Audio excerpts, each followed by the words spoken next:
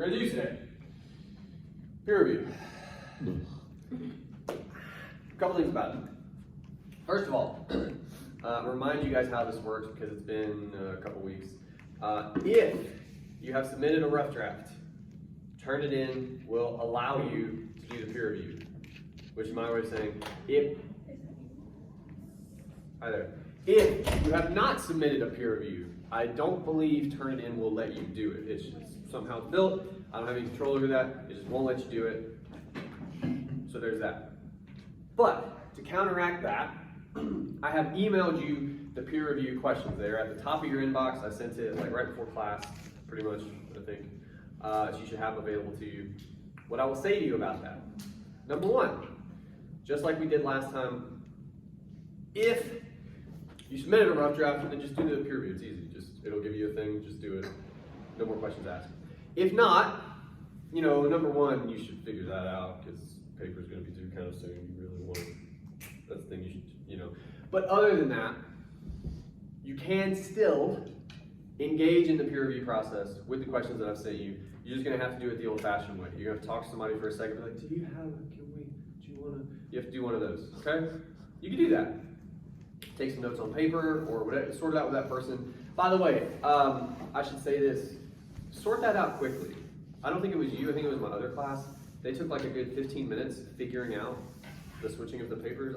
It shouldn't, it's like a yes or no proposition, you know what I'm saying? So anyway, but make that magic happen, perform the peer review for the reasons that I delineated last time, which are these. The peer review is actually a selfish operation. It's for you, it's to make you a better editor.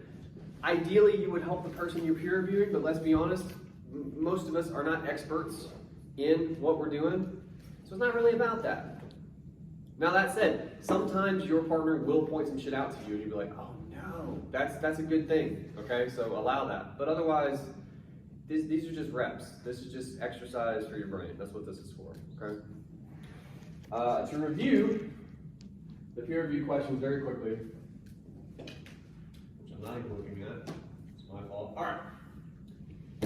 There's only 4. I like to keep it kind of brief. Number 1, do they have the requisite parts of an introduction? Does anything need expanding, further explanation? This is basically what we did last time, right? You look at the intro, does it have the 4 parts? If you don't know the 4 parts by this stage, you should. Try to figure it out. But then of course, much like we did last time, how are those working? Are they doing what they need to do? If not, can you try to pinpoint why that is, what it is they're missing, how they might improve upon whatever they have? You get it. Number 2, is their line of argument, especially their thesis, fair? Are they assessing the text on its own merit? We haven't spent as much time on this this semester, which is a good thing, because you guys haven't needed it a ton.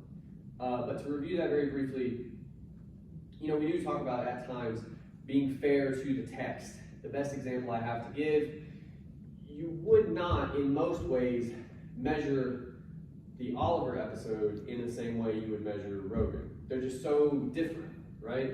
That it would be unfair to hold them up against each other and say, well, this isn't, because they're doing different things, right? So you want to try to be fair to the text. The other way to phrase that would be, you cannot like a text and still positively critique it, for instance. It's totally possible to do that. Number 3, have they cited specific pieces of information? Are those pieces properly contextualized? Do we need more information? We did a little bit of this last time as well. If you remember, that student had a ton of evidence, had too much evidence, which is kind of a good problem to have because it means you can trim, you can try to figure out whatever it is they actually want to talk about. That's good information. If you see in your partner's paper a body paragraph that's like 6 lines of just description of something from the episode, we need to figure out a way to cut some of that, right? Lastly, any logical leaps. In other words, can you follow their ideas? Do you see any missed opportunities? This is kind of a 2-for-1 deal. Number 1, if they're making a point, and they're not always, but if they're making a point, do you see places where they kind of lose you? Or do you see places where you can see what they're driving at, but they haven't quite explained it fully, right? That's good to know. That's good to point out. On the other side of things, Do you see an opportunity? Like in reading what they have, they're trying to say something, but it gives you an idea that's just not on the page. That might be helpful to point out. Like, hey man, have you thought about this? Have you considered this? Make sense? Outstanding. So go to turn it in. If you turn in the rough draft, do that. If not, you have this in your inbox, maybe pull it up on your computer or whatever. I think some of you, if you switch papers, you'll have to switch computers, or you figure that part out. Do that briefly. Take notes for your partner. It's going to be great. It's going to be fun. Go for it. So a couple things. Number one, your final drafts are due this Friday by midnight. So Friday night, midnight, 11:59, whatever.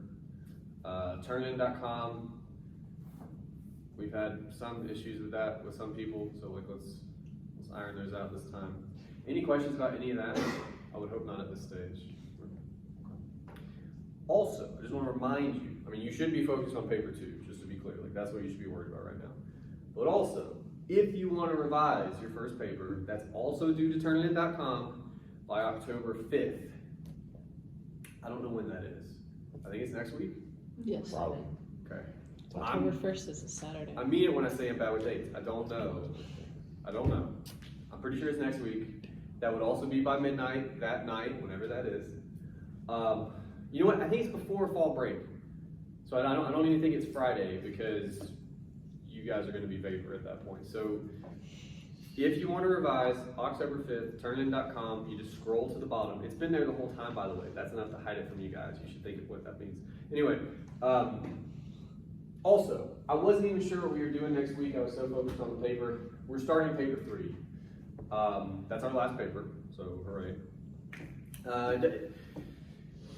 At most, if you get the paper done, as you're revising, if you're doing that, take a couple minutes before we meet next time.